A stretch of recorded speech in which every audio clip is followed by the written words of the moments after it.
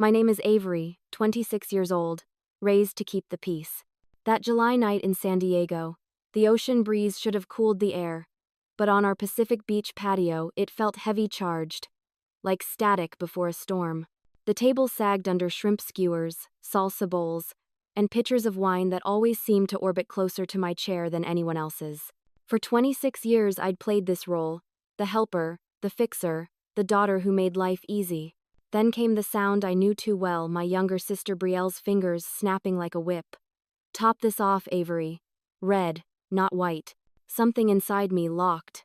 My grandmother's words echoed from a stack of old letters. Don't just pour. Own the bottle. My fork clinked against the plate, and for the first time, I didn't move. I pushed the bottle toward her. Get it yourself. The patio froze.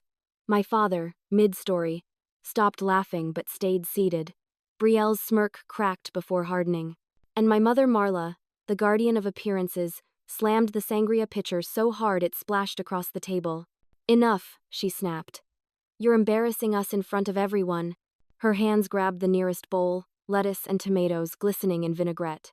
One furious swing and it smashed into my face. Ceramic cracked against my cheek, pain flaring hot. Blood mixed with oil and vinegar until I could taste iron on my lips. The betrayal in her eyes cut deeper than the wound. Dad stayed still. Brielle leaned back, lips curling. Servants should know their duties, she hissed. I pressed my palm against my cheek, blood slick on my fingers, and turned without a word. My footsteps echoed through the house, up the stairs. The door slammed, locked. No yelling, no pleading, just silence. But that silence wasn't weakness. It was ignition. On my bed, cheek throbbing, I lifted my phone. Each photo steadied me, the bruise blooming, the cut across my skin. Not just wounds, proof. An hour later, a knock at my door. My mother's voice, shaky. Avery, honey, please, I'm sorry. Just open the door. I pressed my ear to the wood, listened to her desperation splinter, and stayed still. For the first time, I wasn't holding the family together. A fissure had opened, running through the house, sparked by 3 quiet words. Get it yourself. And when silence becomes rebellion, what breaks first, the family, or me? The camera of this story would linger on that patio. The spilled wine soaking the tablecloth, the shattered ceramic on the floor, the shocked stillness of the guests who pretended not to see. It would zoom in on my mother's trembling hands, my sister's smug curl of a smile, my father's silence heavy as stone. And then it would cut to me upstairs, door locked, blood drying but resolve hardening. That night, the Pacific air pressed against the window screen, carrying salt and whispers of waves. But inside my room, I felt something I hadn't known in years: clarity. This wasn't just about wine or lettuce or one night gone wrong. This was about my right to no longer be their servant, their prop, their quiet peacekeeper. Long before that night on the patio, the pattern was already etched into my skin like salt stains on old wood. Growing up in our bungalow at Pacific Beach meant living inside a carefully constructed stage. The curtains smelled of sea air, the walls echoed with the constant churn of hotel business calls, and everything we did was choreographed around the image of the Cole family. My father, Graham, ran his chain of coastal hotels with the force of a man whose gaze alone could silence a room.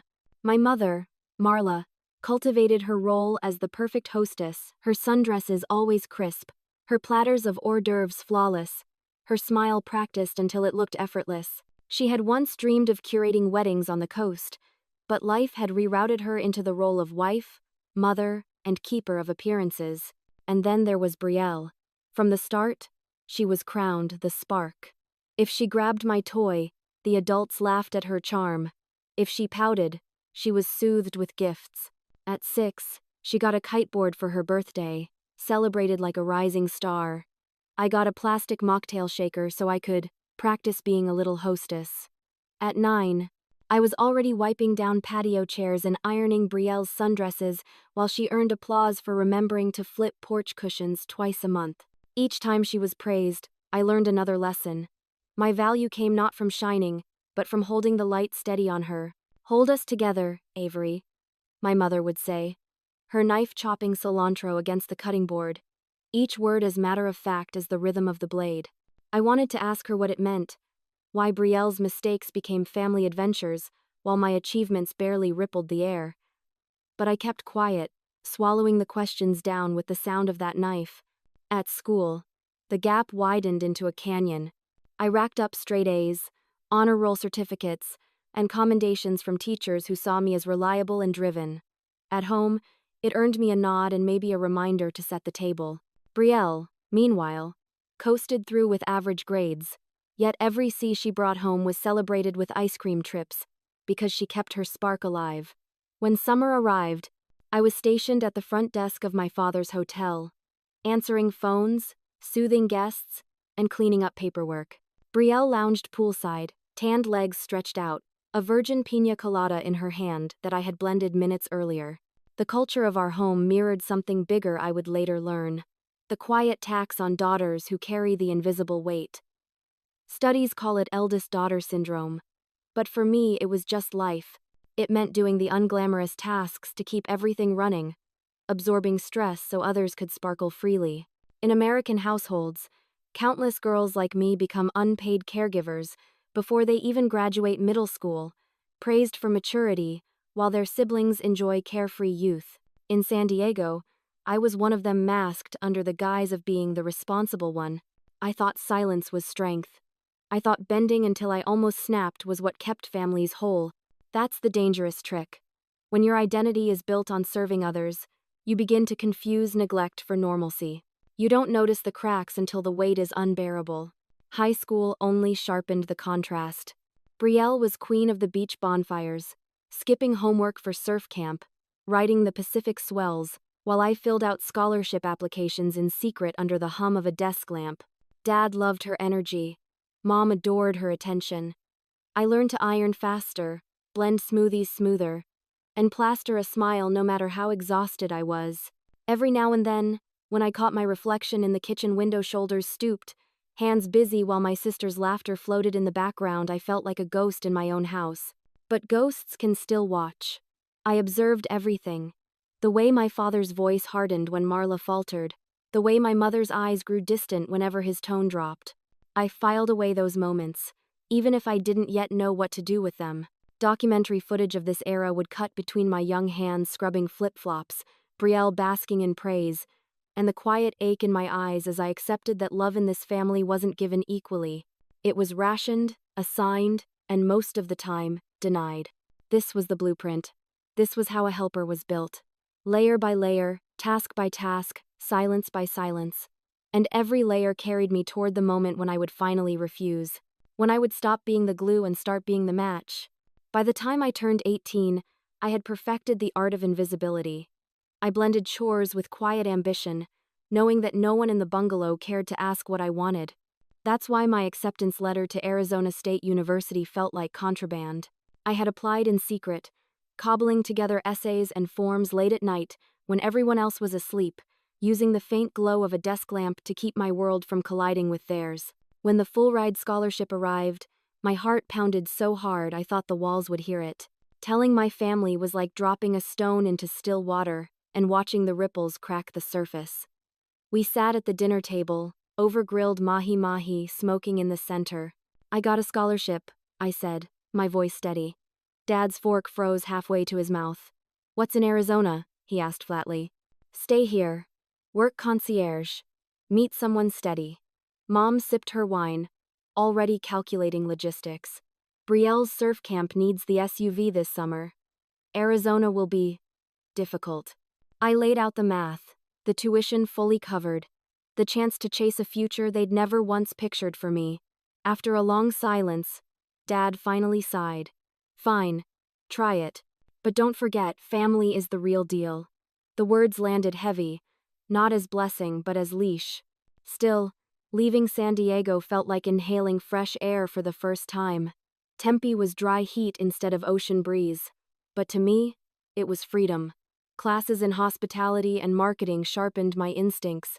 I learned to pitch ideas, draft campaigns, and dream of boutique resorts that weren't chained to my father's empire. More importantly, for the first time, chores were shared. My roommates split bills, rotated dish duty, and didn't treat me like the household servant. It was a revelation, Equality wasn't a fantasy, it was possible. For 2 years, I thrived.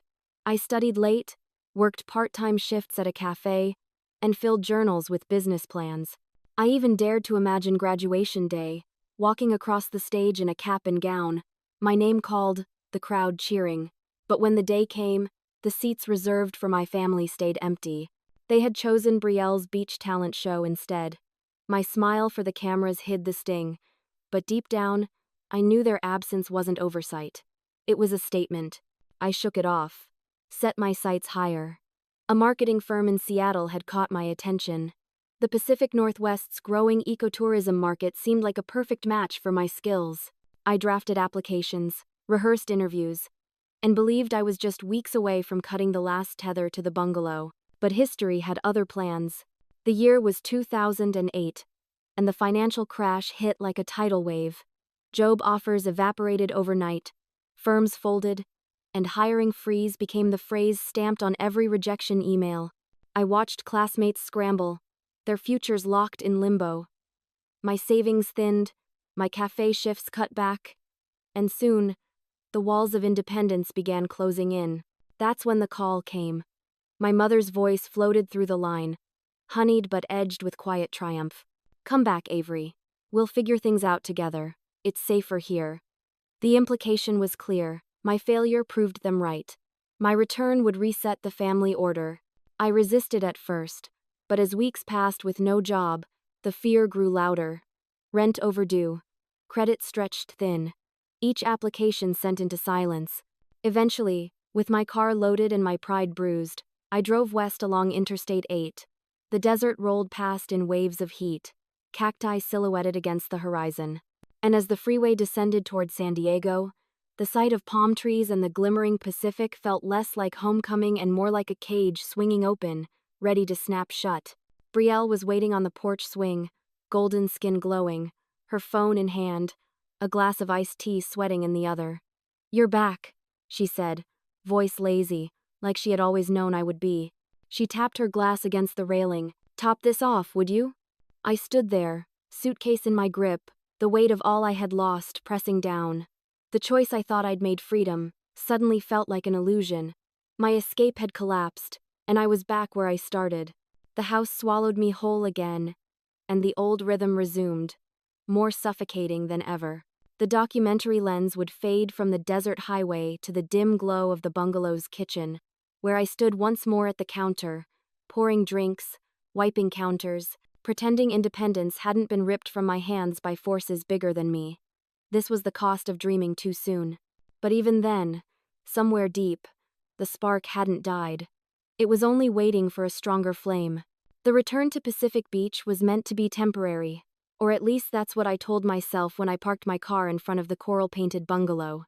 But the days began to fold into each other like damp laundry, the air thick with salt and routine. My father's voice boomed through the house on conference calls. My mother clattered dishes while orchestrating block parties, and Brielle's laughter spilled from the porch as if the world still bent to her whims. I slipped seamlessly back into my old role, folding her beach towels, fetching snacks, fielding my parents' requests. Every motion made me smaller, every silence heavier. It was while digging in the upstairs closet one sticky afternoon that something shifted. I had been searching for old resumes, desperate to revive my stalled career, when I unearthed a box shoved behind winter coats. Inside were letters bound with frayed ribbon, yellowed pages carrying the slanted handwriting of my grandmother, Evelyn. She had run bars up and down the California coast during the 1,960 seconds, places where smoke curled thick and women carved out their own authority one drink at a time. I sat cross-legged on the floor, dust sticking to my skin, and read. The words were fierce, unapologetic, filled with sharp advice. Don't just pour. Own the bottle. Don't smile because they tell you to. Smile when you choose to. Each line felt like a mirror tilted toward me, reflecting not the helper I had been trained to be, but the woman I could become. The camera of this story would linger on those pages, fingers trembling as they traced ink, the soft crackle of paper against silence. My grandmother's voice, long gone, rose alive in the room. It wasn't just guidance, it was inheritance. For the first time, I understood that my servitude wasn't written into my blood, it had been forced onto me, disguised as duty. That night, as we sat around the wicker table for another family dinner, Brielle snapped her fingers again. "Avery, get Dad's friends more sangria." Her tone was bored, entitled, the kind that assumes instant obedience. I looked at her, then at the pitcher glistening in the fading light. My jaw tightened. "No," I said quietly. "You can do it yourself."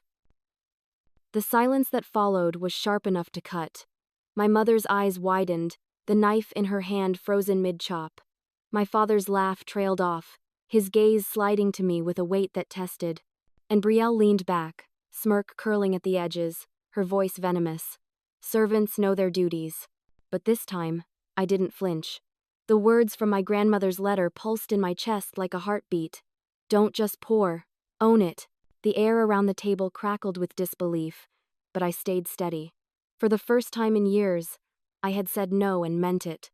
Sociologists call it the rupture moment, the instant when an invisible contract in a family snaps. The eldest daughter's compliance sustains the household machinery, but once she refuses, everything stalls. Across America, in houses from Miami to Milwaukee, countless women carry that unspoken contract. And just like me, many reach a breaking point where survival requires rebellion.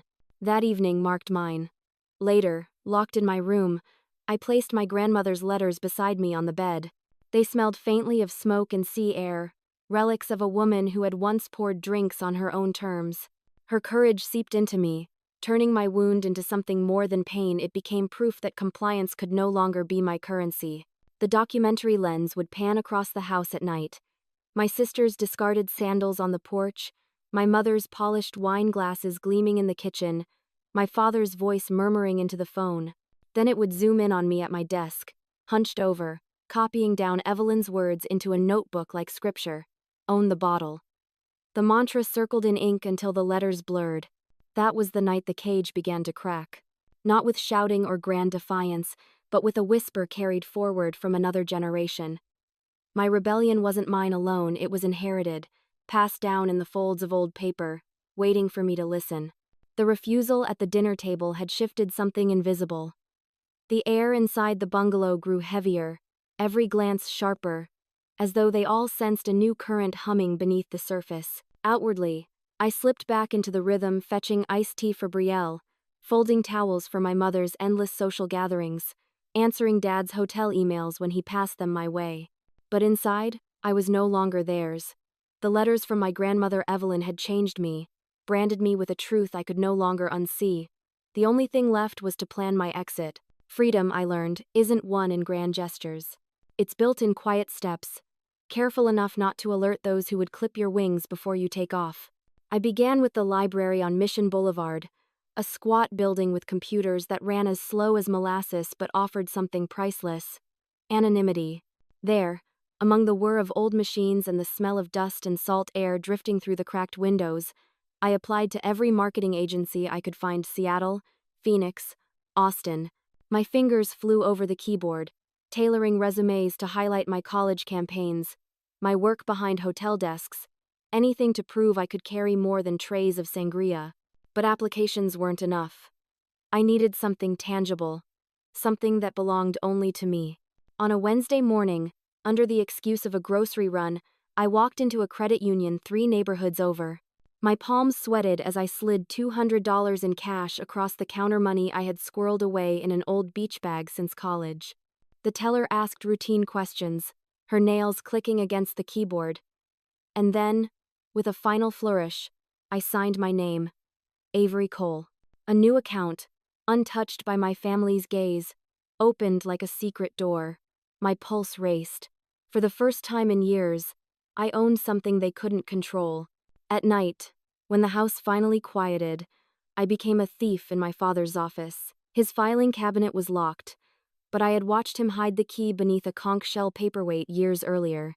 My hands shook as I lifted it, unlocking the drawer with a click that echoed too loudly in the silence. Inside were the artifacts of my life: birth certificate, social security card, old IDs, each one a tether they could yank if I left without them. I copied them at the library the next day, sliding the photocopies back into place like nothing had shifted. But everything had. And then came Trisha Vale. She had been a distant figure in my childhood, an aunt, who wasn't really an aunt, always slipping feminist zines into my hands and vanishing back to her life up north. She had known my grandmother Evelyn from their bar-running days. On a night when the cut on my cheek still throbbed, I typed an offline email to her. Trisha, it's Avery. Things are bad. I need help. Can we meet? I saved it, praying for Wi-Fi at the library the next morning. When her reply came, it was short but solid. Surfside Cafe. Noon tomorrow. I've got you. The cafe smelled of salt and espresso, its windows fogged with Pacific mist. Trisha slid into the booth opposite me, gray eyes steady, hands firm.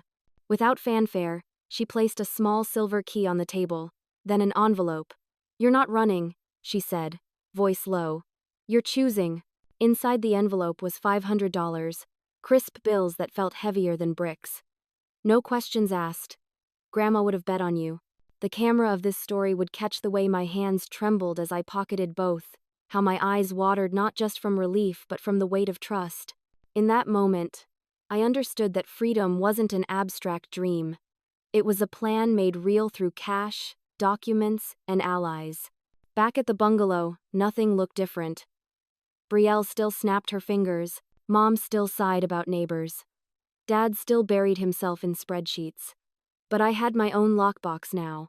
A secret account, a set of documents, a key to a condo if I needed it.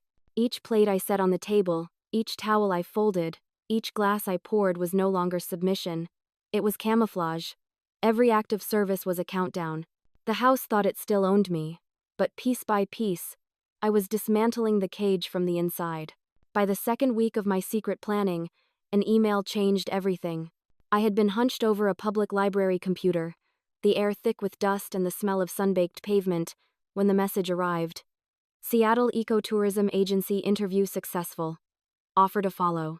My chest tightened, not with fear but with something close to flight. They wanted me. 10 days until the start date. 10 days to break free.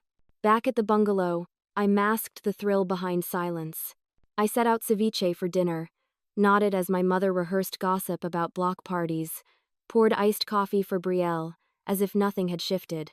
But inside, the walls pulsed with a new rhythm.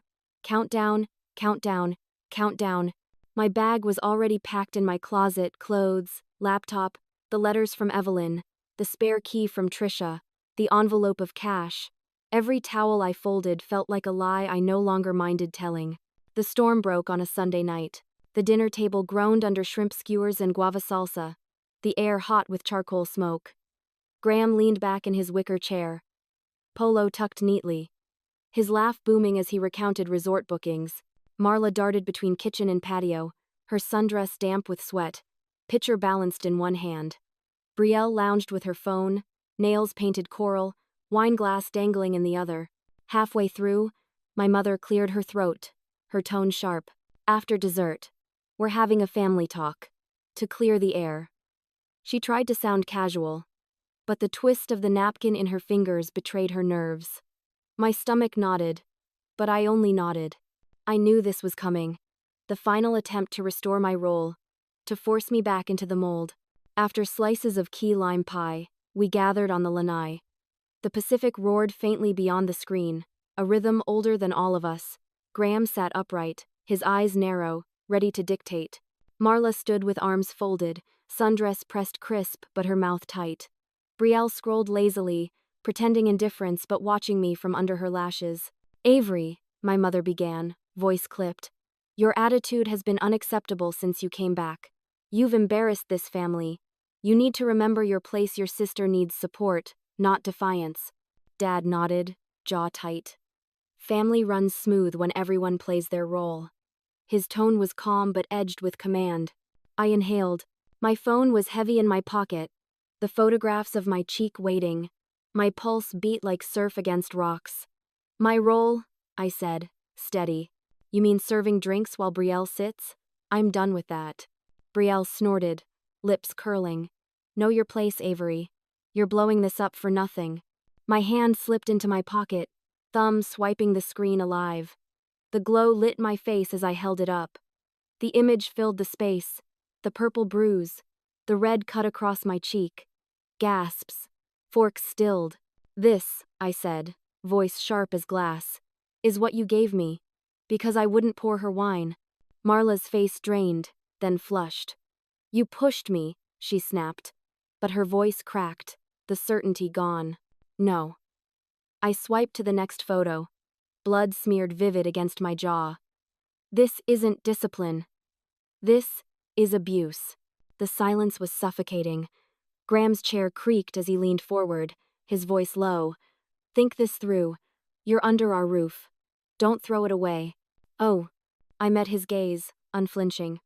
"Not anymore. I've got a job in Seattle. I leave at dawn." Tears welled in my mother's eyes, her hands trembling as they reached toward me. "Avery, please. We're family. Don't do this." I stepped back, phone still glowing. "This isn't a family. It's a stage, and I'm not your prop anymore." Brielle's smirk faltered, her phone dropping to her lap. For once, she was speechless. My father clenched his jaw, but said nothing. My mother's sob broke the night air, thin and ragged. The documentary lens would linger here, the glow of the phone screen, the faces stunned and fractured, the Pacific's roar steady in the background. Then it would follow me as I walked upstairs, duffel strap across my shoulder, the cage closing in one last time. That night, I didn't sleep. I lay awake, Evelyn's words looping like a heartbeat. "Own the bottle. Claim your seat." At 4 a.m., when the house was dark and silent, I would leave for good. At 4 in the morning, the bungalow was silent except for the faint hum of the refrigerator and the muffled sniffles from my mother's room. I slipped down the staircase, duffel bag pressed against my side, my heart hammering with every creak of the floorboards. The front gate groaned as I pushed it open, but no one stirred. Headlights cut through the pre-dawn mist as I pulled out onto the Pacific Coast Highway. The house shrank in the rearview mirror until it was just another shadow swallowed by night. Driving north felt like exhaling after years of holding my breath. The bridges stretched across the coastline like stepping stones to freedom, each one carrying me farther from the cage that had defined my life. By the time I reached Oregon, drizzle streaked across the windshield, washing the salt air of San Diego from my skin. By Washington, I wasn't just running, I was arriving. Seattle greeted me with gray skies and wet pavement, a city pulsing with possibility. My old college friend, Carrie, opened her tiny Capitol Hill apartment to me. Her spare room was nothing more than a futon and a view of the Space Needle. But to me, it was a palace. That first night, we split takeout containers on the floor, no one keeping score of dishes, no one snapping fingers for service. I ate without bracing for demand. The next Monday, I stepped into the lobby of the eco-tourism marketing firm that had offered me a chance. The office was modest, buzzing with the sound of keyboards and the scent of burnt coffee. Lena, my new boss, was brisk but fair. "You've got instincts," she said after my first pitch. "Lean into them." It was the first time in years that authority felt like encouragement instead of control.